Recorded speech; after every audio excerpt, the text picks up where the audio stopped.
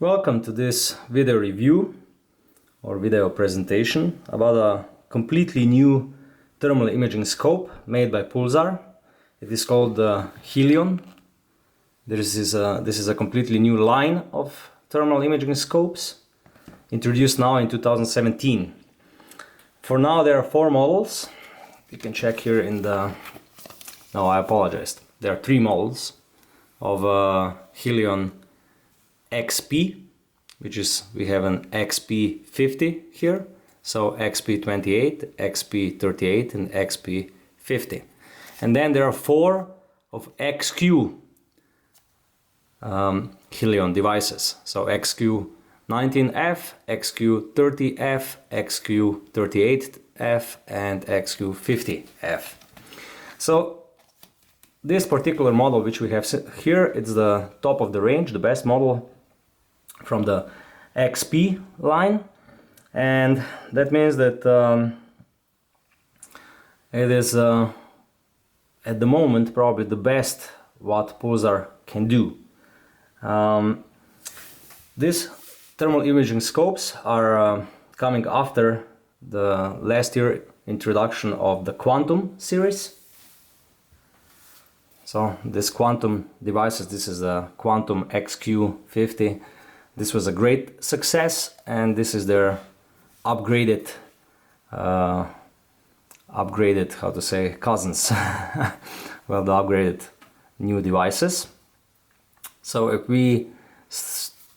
if I say what stayed the same and what changed, as you can see, the form factor completely changed, but the 50mm lens did stay the same, and also the cap of the lens is the same if you're... And the front lens, made out of glass which contains germanium, also stayed. But a lot of other things are completely new. You can see the controls are completely new. They are different, and what is the most important, the new XP series has a new micro bolometer. That means the sensor, which has more pixels. It has the same size of the pixel, 17 micrometers, but it has in the new device 640 by 480 instead of 384 by 288, like in the Quantum series. So a better resolution, a better dynamic range, and normally better image quality. What is also new is that the sensor, the screen in which you watch is now AMOLED and not OLED like it was in the Quantums. So you get a little bit finer picture. If you look into detail, what is the main difference between the XP and the XQF devices? This is the XQF.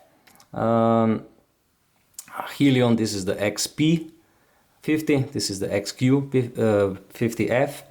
The main difference is that the new device has an interchangeable lenses, so you can change the lens and you can make from this device XP28, XP I think it's 38, and you can make it XP50. So this is one difference. The other difference is that the XP has a new sensor, while the XQ has the old sensor, well, a very similar sensor and the same pixel count as the previous Quantum series. So these two devices are really similar, while XP is one step further in development.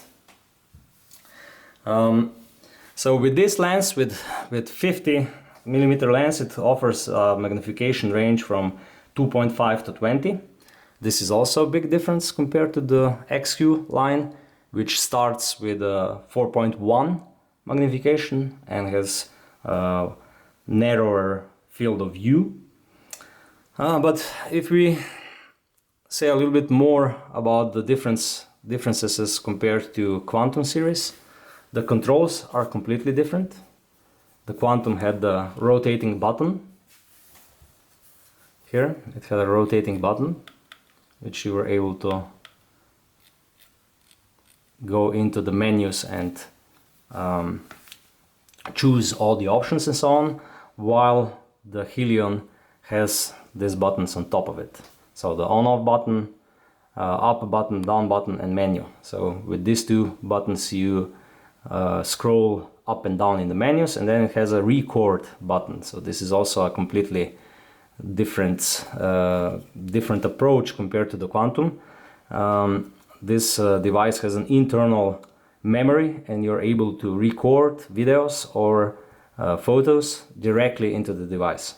While with the Quantum you needed an external recorder which was connected with the device via a cable. So you were able to connect the device via cable, and then you were able to take the photos, and here you can do it directly. What is also different is that the quality of build on the new Helion devices is quite better than on Quantums, even with Quantums the build quality was never an issue, but they just took everything to one step further. Now everything is waterproofed with a standard IPX7. So I would say this is a great step forward. And one additional new thing, which is also very important, is the battery.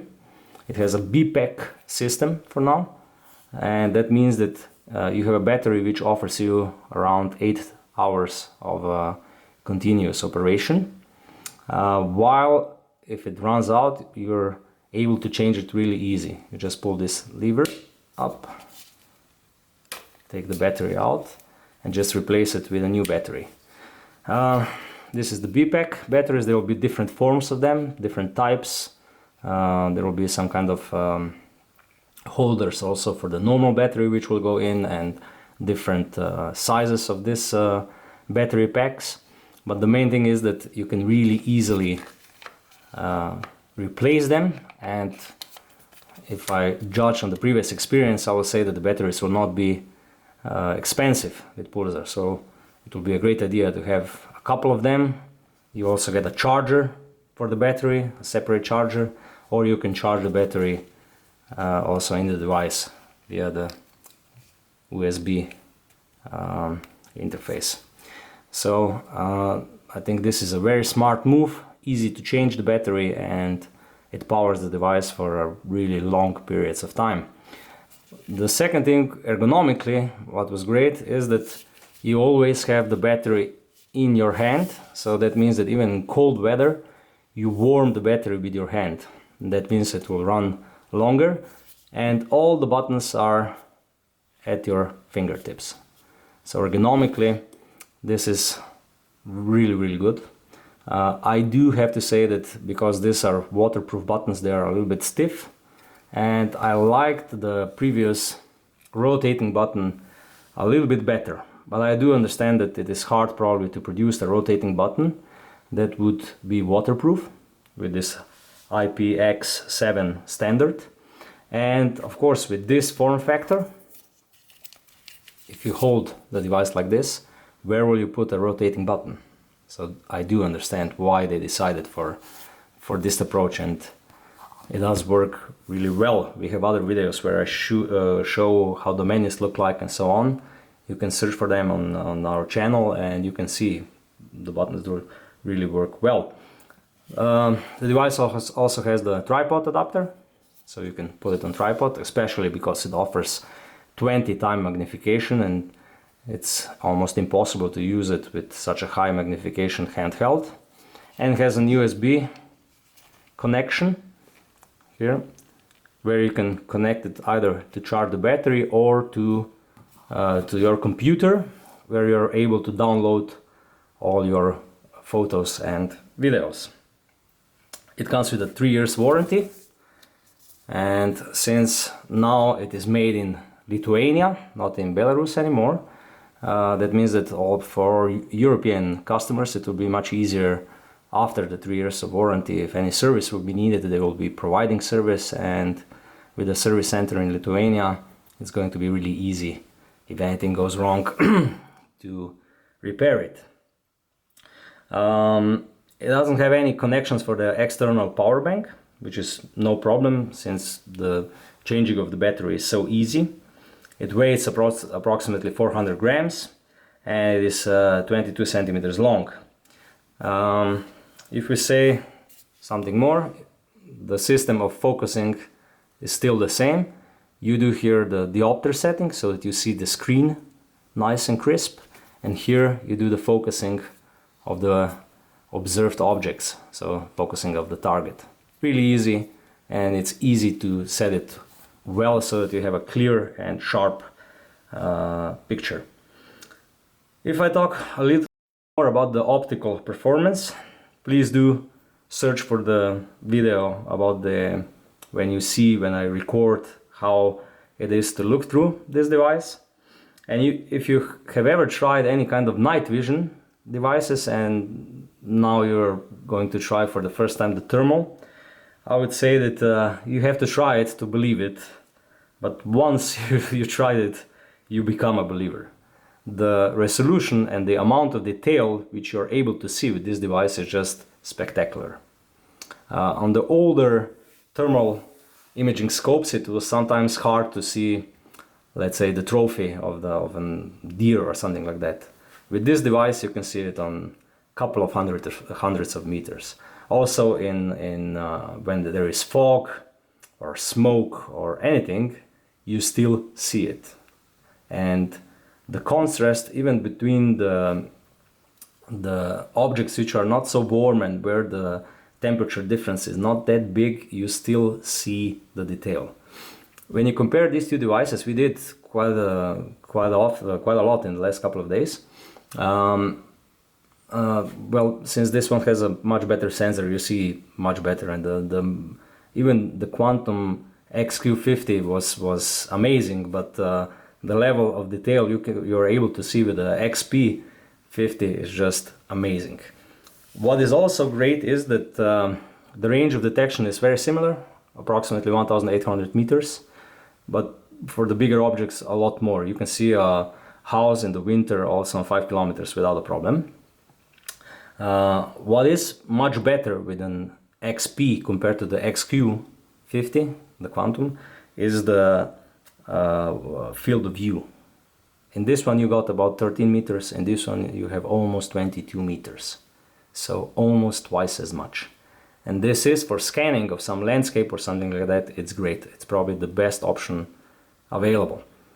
With the modular construction, so that you're able to change the lens, you can also take out the 50mm lens and add 28mm lens on it, and then you have almost 40 meters of field of view. I will check exactly how much, 39 meters of field of view. So then you really are able to scan everything. So really great. With this size of screen, 640 to 480, I also say that it's really crisp to see all the details and so on. It's nice, it's amazing almost for the current state of this, for these products. I also have to say that I tried these devices with devices of other manufacturers, and at the moment I would say that this leap forward of Pulsar with Helion compared to all other civil devices which are available on the market is just spectacular almost, I would say. I was completely shocked when I first tried it and compared it with other manufacturers. I also have to say that the magnification range from 2.5 to 20, it's okay, but anything above 12, I would say it's really almost unusable from bare hand. Like with normal optics, high magnification, if you're not using it on tripod or something similar, it's really hard to use due to all the shaking and so on. Regarding the operation is really simple. You have the power button. It powers up a little bit slower than the Quantum, so it takes about 4 seconds, maybe even 5, not 2. But still, this is no concern. You're able to turn off the screen if you wish to save the battery and so on, so the next time when you turn it on, it's instant. So then you have up and down buttons and the menu button. You have one short squeeze of the menu button gives you a really simple menu which opens up on the right side, which gives you brightness, contrast, magnification, and an optical rangefinder. You have 2 lines and 3 animals, different animals. So if you are observing an animal, you can decide and you can move the lines with up and down so that you have the exact height of the animal, and then you know approximately how far the animal is. It's very, very basic and simple. The Quantum also has it, but it works. It's really easy to work. With a long press of the menu, you get into the main menu where you can work mostly with all the color modes. It has 8 different color modes. It has 3 different operation modes if you are in the forests, if you are in the mountains, if you are in the populated areas with houses and so on. It also gives you all the settings of for the connectivity, for the if you have a remote control, for the connectivity with smartphones and so on and so on. You have a separate video for the menus, so you can definitely search it and watch it. So if I make a short summary, first of all, in short, this is probably at the moment one of the best civil thermal imaging scopes on the market, if not the best. The picture quality which offers is just amazing for the time being compared to all other devices. It is really well made. I really like the progress in the quality of build, even though the Pulsar devices were really nicely made even before. It has an extraordinarily great connectivity with smartphones. You can connect it to a smartphone via Wi-Fi connection, and then you can control the whole device from the smartphone. You see what you see in the viewfinder, and you can control all the functions. It's really great. You can take photos, you can take videos, you can do everything. And the app, this Stream Vision app, it's really nicely made and it works. I'm quite a fan, and I think that I will mostly use these devices with my cell phone or my smartphone, not directly handheld. Even though it is really easy to hold, it is nicely ergonomically made, and all the buttons are on the right places. And I also like the design of the battery. I think that this concept of B-pack battery, which is so easy to replace and which you warm with your hand, because let's be honest, these devices will be used often in cold weather. I think that this is probably one of the major breakthroughs for Pulsar. I think it was a really smart idea, because at the end, in today's world, most of the problems associated with all these devices is that the batteries just go out of power too soon. So I also like really easy recording, really easy of taking photos, and the wide angle which this XP offers with a 50mm lens. So at the same time you have a detection at, let's say, 2 kilometers, and you have a wide angle of 22 meters on 100 meters. Really, really, really great thing. What are I would say a little bit weaker points, even though this device doesn't have a lot of weak points. The buttons are stiff due to waterproofing. This is normal, but still they are you have to get used to using them. I also like this rotating button so much that I will need some time to get used to this push buttons. With 20 magnification, it's really hard to use this device if it's not mounted on a tripod, but this is not a disadvantage, this is just a remark. And I also think that not many people will change the lenses often, so I would say that for majority of people the version of this device with a fixed lens will be good enough. Of course, on the other hand, it's always good to have choices. So I would say a really great device, top of whole thermal imaging scopes group at the moment on the civil market, and a really great device to use. Thank you for watching. If you will need any additional information, please send us an email, check our webpage, subscribe to our channel, and use comments for any questions.